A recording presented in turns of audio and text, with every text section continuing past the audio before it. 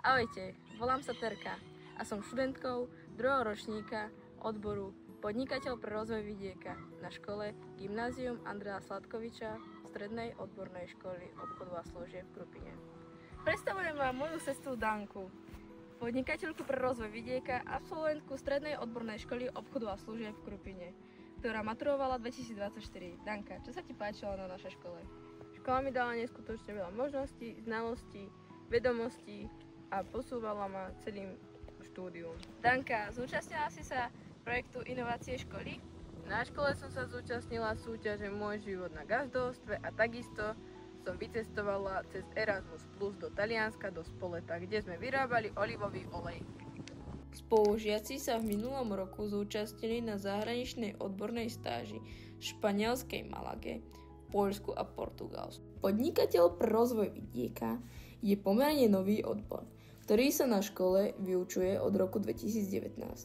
Teoretické vyučovanie prebieha v odborných učebniach v priestore školy a odborný výcvik poľnohospodárskych predmetov v školskom areáli odborného výcviku, kde okrem pestovania zeleniny, ovocných rastlín, drobného ovocia sme si svojpomocne vybudovali skleník a jazierko. V projekte EduB v rámci odborného výcviku sme si postavili pri jazierku domček pre včielky samotárky, ktoré sú veľmi dôležitou zložkou ekosystému. Projekt Vtáčia hodinka je skvelou príležitosťou na spoznávanie a ochranu nášho vtáctva. Nová kuchynka, ktorá slúži na spracovanie poľnohospodárskych produktov, výrobe syra, tinktúr z liečivých bylín.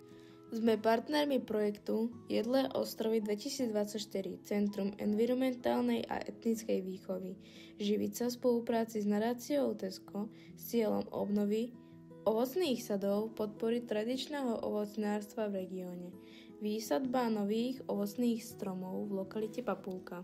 Vyučovanie daného odboru je vo veľkej miere podporované aj spoločnosťou Kúpele Dudince, akciová spoločnosť, kde v 3. ročníku vykonávame súvislú dvojtýždňovú prax. Naša škola sa aj tento rok zapojila do výstavy zvierat. V škole sme ako jedna rodina. Vzťahy s vyučujúcimi sú perfektné, založené na rešpekte, dôvere, vzájomnej spolupráci. Učitelia venujú pozornosť každému žiakovi, dávajú priestor ich názorom a prejavujú ľudskosť. Neváhaj a navštív našu školu. Čakáme a tešíme sa možno na teba.